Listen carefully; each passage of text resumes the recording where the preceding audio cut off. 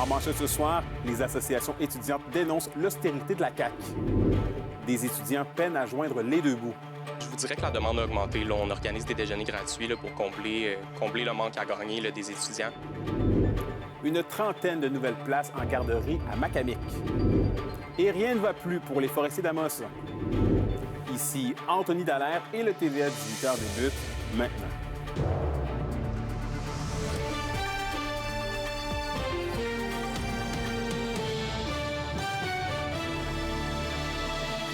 Bon début de soirée et merci d'être parmi nous. On débute le bulletin en parlant d'enseignement supérieur. C'est que des associations étudiantes dénoncent les compressions budgétaires imposées par Québec au printemps dernier. Un reportage d'Olivier Morin.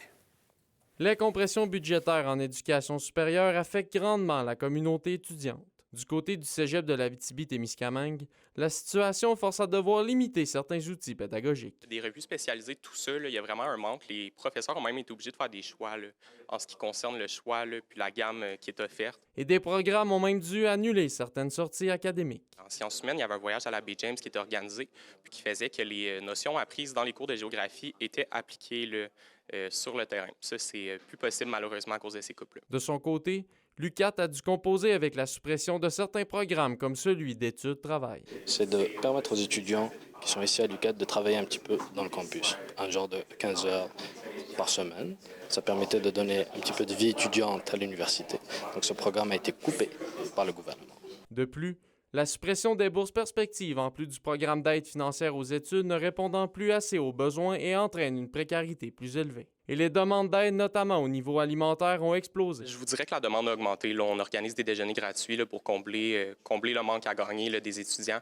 Ces déjeuners-là sont extrêmement populaires. Là. Donc, à chaque fois, on se surprend de voir à quel point les étudiants là, en ont besoin. Les frigos communautaires aussi, là, qui sont malheureusement pas assez remplis souvent, là, étant donné les coupures. Si on a mis en place un projet frigo ici, on le remplit souvent, il se vide rapidement, donc on constate un besoin. En ce sens, l'Union étudiante du Québec ainsi que la Fédération étudiante collégiale du Québec exigent un gel des frais de scolarité ainsi qu'une bonification de l'aide financière aux études. Par ailleurs, elles ont déjà contacté la nouvelle ministre de l'Enseignement supérieur, Sonia Lebel, pour faire part de leurs revendications. À ce côté-là, je pense que la FEC a fait ses démarches, là, mais je ne pourrais pas dire que du côté de la G4, en tout cas, on n'espère pas beaucoup de changements. Là. On les espère, mais on les attend pas tant que ça. Là. Les associations étudiantes mentionnent que des actions de mobilisation pourraient avoir lieu au cours des prochaines semaines. Olivier Morin, RNC Nouvelles, Rouyn-Noranda.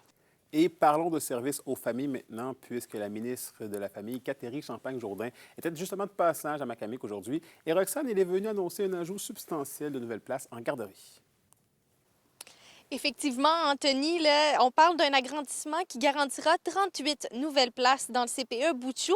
Et comme vous venez de le mentionner, c'est la ministre de la Famille qui est venue faire l'annonce aujourd'hui à Macamic. C'est un investissement majeur de la part du gouvernement du Québec, soit 2,5 millions de dollars. Et la ministre de la Famille se dit satisfaite de cette annonce. Bien, écoutez, moi, je suis particulièrement heureuse qu'on vienne ajouter des places supplémentaires dans une région comme celle de l'Abitibi-Témiscamingue. Vous savez, nos régions, on veut qu'elles restent vivantes, on veut que des nouvelles familles viennent s'y installer, que celles qui sont déjà là puissent avoir accès à des places en garderie. Alors là, on vient ajouter 38 nouvelles places dans ce CPE ici. Ça porte à 80 le nombre de places, 20 places poupons sur ces 80-là. Alors, je suis très heureuse là, qu'on puisse offrir ça à nos familles. Bon, une fois que ça c'est dit, qu'est-ce que cet agrandissement veut dire concrètement pour les familles de Macamic? Bien, les travaux au CPE vont permettre à plus de parents un retour plus facile et plus tôt sur le marché du travail. C'est du moins l'avis de la députée d'Abitibi-Ouest, Suzanne Blais, qui était également présente à l'événement. On l'écoute. Vous savez, quand on parle de place à garderie, c'est toujours un besoin criant. Une maman a besoin, elle veut aller travailler, elle veut aller sur le marché du travail, elle a besoin d'une garderie. Et on s'assure, dans la région, dans ma circonscription, de trouver des places pour nos enfants. Parce que qu'est-ce qu'on veut? C'est notre relève de demain. Hein? Alors, c'est très important d'assurer une pérennité dans notre milieu. Depuis le mois de mai, 562 places en CPE ont été créées ici en Abitibi-Témiscamingue et présentement, 16 projets sont sur la table pour en créer 527 autres. On suivra donc le tout. Merci beaucoup, Roxane. Et parlons politique municipale maintenant, puisque Richard Castonguay retire sa candidature pour la mairie d'Amos. Il explique qu'il s'agit d'un choix personnel et qu'il n'avait toujours pas fait de déclaration officielle concernant ses propositions et sa motivation à briguer la mairie. À la suite de ce retrait, il reste donc 4 candidats dans la course.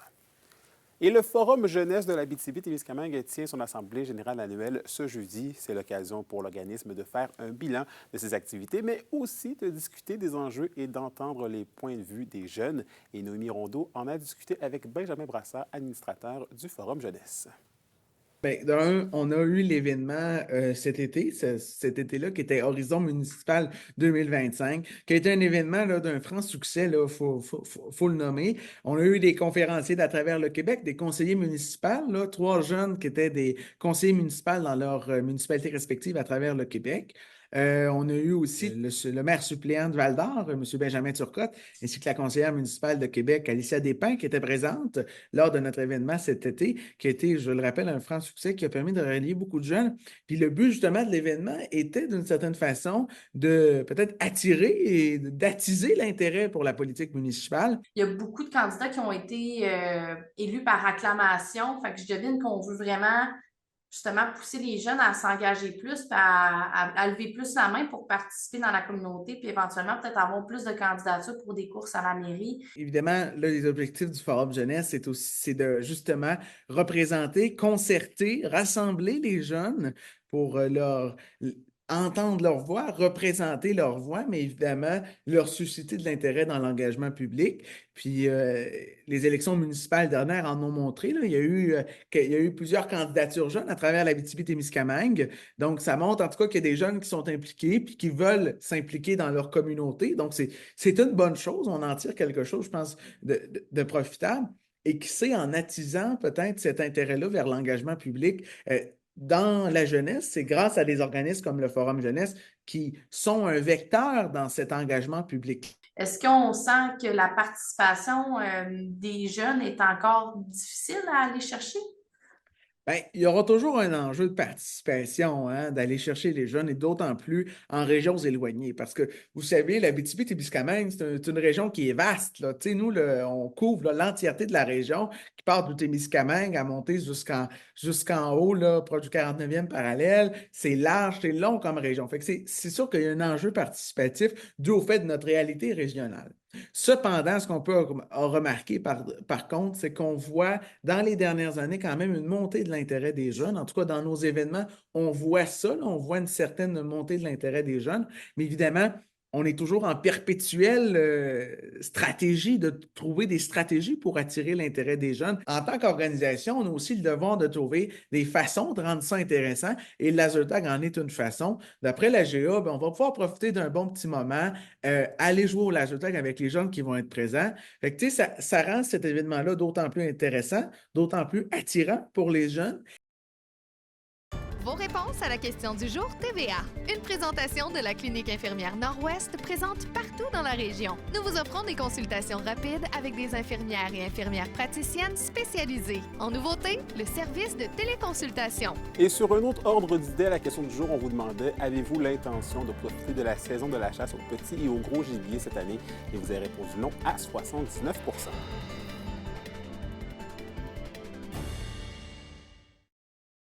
L'indice boursier minier au TVA Nouvelle 18h est une présentation de GFM Groupe Financier. Dirigeants d'entreprises et particuliers, fiez-vous aux experts de GFM pour vos placements, assurances de personnes et assurances collectives. Car pour vous, ils vont au-delà de la finance.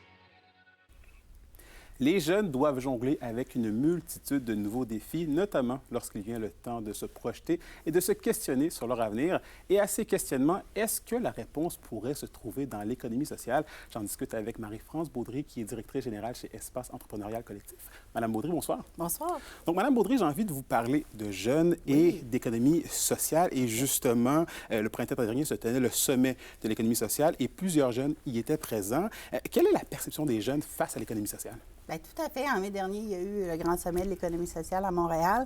Et lors de cet événement-là, bien, il y a la jeunesse du chantier de l'économie sociale, donc les jeunes qui se regroupent pour parler d'économie sociale, qui étaient là et qui nous ont fait un plaidoyer, du moins très, très intéressant, un plaidoyer qui nous amenait à réfléchir notre structure de sorte à ce qu'on peut joindre le social, l'environnemental à l'économique et de quelle façon on peut faire tout ça ensemble. Ce qu'il faut comprendre dans ça, c'est que l'économie sociale, on le verbalise beaucoup en parlant d'OBNL ou de coopérative, mais c'est beaucoup plus qu'un modèle, une forme juridique. C'est aussi une façon de voir les choses, c'est une façon d'entrevoir l'avenir.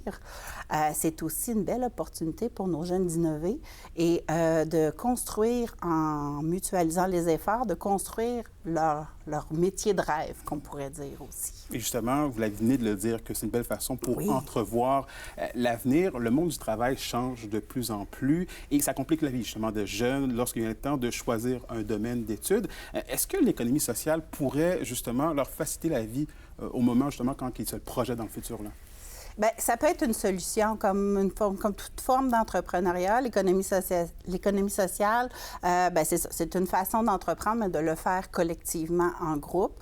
Donc, c'est transversal. Ça peut être dans différents champs d'études qu'on pourrait dire que ça pourrait être en culture, en agroalimentaire. C'est aussi même dans nos projets, on le voit du côté de l'habitation, qui est une préoccupation qui est prépondérante chez les jeunes aussi.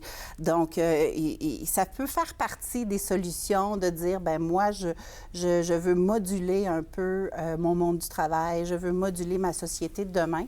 Donc, j'ai la possibilité d'innover, d'identifier des besoins, par exemple, coop d'habitation ou habitation, identifier un besoin, puis de dire de quelle façon, à ce moment-là, bien, je peux travailler pour avoir le modèle que je souhaite. En plus, les jeunes sont à la base de tout, en fait. Ils commencent, en fait, dans la vie. Là. Tout à fait, tout à fait. Puis je pense qu'il faut savoir aussi écouter les jeunes. Ils ont une belle vision, puis ils veulent contribuer, puis participer au monde de demain. On pense notamment à la notion d'environnement, de faire attention à la transition socio-écologique. Bien, c'est toutes des préoccupations qui sont prépondérantes dans l'esprit des jeunes. Et justement, est-ce que l'économie sociale, c'est un concept qu'on devrait davantage enseigner à l'école? Bien, ça pourrait être intégré, je dirais, dans les programmes de formation. Je pense notamment, comme l'économie sociale est entre le côté social et le côté économique, je pense que cette notion-là, de parler d'économie sociale, doit se faire de plus en plus dans les programmes en travail social, notamment pour que les gens puissent adopter une certaine posture entrepreneuriale à travers le service aux individus qu'ils font. Et je pense que dans les programmes de gestion d'administration aussi, on en parle un petit peu moins, à ma connaissance, de ce que ça implique d'être un directeur général d'un OBNL, par exemple, ou d'une coopérative. Donc, de savoir comment on gère avec la gouvernance, comment on fait des simulations, par exemple, d'entreprises, mais plus dédiées à des entreprises d'économie sociale qui ont des enjeux un petit peu différents. Et en 30 secondes, là, actuellement, qu'est-ce qu'on propose aux jeunes qui seraient intéressés par l'aventure de l'économie sociale? Bien, je dirais que des entreprises d'économie sociale, on en a 300 en Abitibi-Témiscamingue, on en a tout autour de nous. Donc, une avenue qui est intéressante, c'est l'implication bénévole. Soit dans un conseil d'administration, je pense que les gens sont assez ouverts en général à accueillir des jeunes au sein de leur conseil d'administration. Dans les événements, dans les activités des entreprises elles-mêmes, on pense, si c'est un festival, par exemple, on cherche souvent des bénévoles ou des trucs comme ça. Fait que ça permet aussi de comprendre comment on travaille collectivement, puis c'est quoi les enjeux aussi de travailler en collectif parce qu'il y a des différences. Donc ça, c'est une façon de faire. Sinon, plus de côté... Mais c'est une bonne façon de faire. Oui. On va devoir se laisser là-dessus, évidemment. Mais Marie-France Baudry, je rappelle que vous êtes directrice générale chez Espace entrepreneurial collectif. Merci beaucoup de votre passage. Merci. La semaine des maisons des jeunes est commencée partout au Québec et celle de Rouyn-Noranda réserve un super show pour les ados vendredi. Je vous donne tous les détails après la pause. Restez là.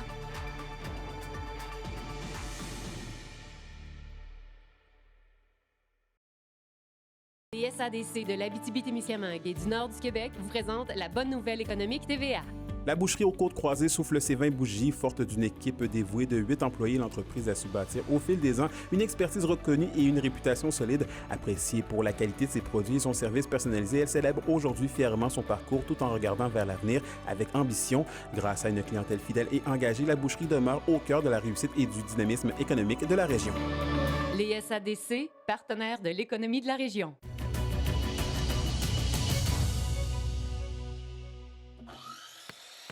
Tu veux faire ça? Ça? On a ce qu'il faut. Location MSN de Val-d'Or. Fier de célébrer avec vous notre 20e anniversaire et de présenter la chronique culturelle. Et au culturel, Justine, la semaine des maisons des jeunes est entamée partout au Québec et elles célébreront des adolescents sous la thématique « L'avenir de nos ados, c'est maintenant ». Et oui, Anthony, cette semaine, les MDJ sont à l'honneur et pour célébrer le tout, eh bien, les Maisons des jeunes de Rouyn-Noranda organisent un show exclusivement pour les ados ce vendredi dès 19h au Petit Théâtre du Vieux-Noranda et c'est complètement gratuit. Et pour les adolescents qui fréquentent les Maisons des jeunes en milieu ruraux, eh bien, un transport vous sera offert pour bien profiter de la soirée. Alex Pic, Diane, DJ Boo et plusieurs autres surprises sont au menu. On fait un super show pour les adolescents. En fait, on organise ce vendredi un spectacle avec des artistes locaux, régionaux et même provinciaux qui viennent faire un petit tour à Rouyn-Noranda. Puis ce spectacle-là, il est exclusivement pour les ados. 12 à 17 ans. Si tu es en bas de 12 ans, tu ne peux pas venir. Et si tu es en haut de 17 ans non plus. Fait qu'on a décidé d'essayer ce concept-là qui est vraiment réservé pour eux, dans le fond. Puis, il n'y a pas grand-chose, en fait, qui est vraiment un peu, si vous voulez, soit événementiel comme ça, qui est fait pour les jeunes à Rouyn-Noranda. Donc, nous, on a osé, en fait, faire ça. Puis on a bien hâte à vendredi là, pour voir plein d'adolescents venir passer cette soirée-là avec nous. Et les Maisons des jeunes de Rouyn-Noranda sont très contentes de présenter leur tout nouveau porte-parole. C'est le rappeur Syncope qui est très content de ce nouveau rôle. Et Syncope présentera vendredi lors du show pour ados en primeur une chanson qu'il a écrite pour la Maison des jeunes en collaboration avec Guillaume Laroche. Les jeunes des MDJ ont même contribué au texte, vidéoclip et plusieurs autres aspects de la chanson. Voici ce qu'elle représente. Pour certains, ça semble évident, mais c'est seulement quand tu vis dedans que vraiment tu comprends. Une place où on ouvre les portes pour n'importe qui. On a le porte-clés si jamais tu cherches t'es qui. Peu importe ce que tu portes, pas des codes requis. Mais la chanson Être moi-même, sans raconter une histoire précise, elle raconte un peu, elle parle de c'est quoi la Maison des jeunes pour les jeunes. Moi puis Guillaume Laroche, avec qui j'ai fait la chanson, on est venu ici faire quelques rencontres dans le but de discuter avec les jeunes pour savoir qu'est-ce que ça représente, pourquoi ils viennent d'ici. Fait qu'on essaie de prendre leurs mots pour leur décrire ça, puis aussi pour parler aux jeunes qui ne la fréquentent pas, puis qui ne savent pas que ça existe, que la porte est toujours ouverte, qui ont le droit de venir juste pour relaxer, pour venir jouer de la musique, pour venir jouer aux jeux vidéo, pour venir parler, dîner, peu importe. Mais on a des surprises, on a des cadeaux à leur donner, peut-être quelques chansons de ma part aussi, on verra, mais ça va être vraiment une belle soirée exclusivement pour les 12 à 17 ans, pas de parents. Il y a peu de spectacles qui sont organisés ou d'événements pour les jeunes. Je pense que c'est important de le mentionner, que c'est seulement pour eux. Alors, je vous le rappelle, tous les ados de 12 à 17 ans sont invités ce vendredi dès 19h au Petit Théâtre du Vieux-Noranda pour profiter pleinement de ce fameux show pour ados. Les équipes de la LHJMQ poursuivent leur périple dans l'est de la province. Entre succès et matchs un peu plus difficiles, quoi retenir de la première partie de leur voyage? Les réponses au retour.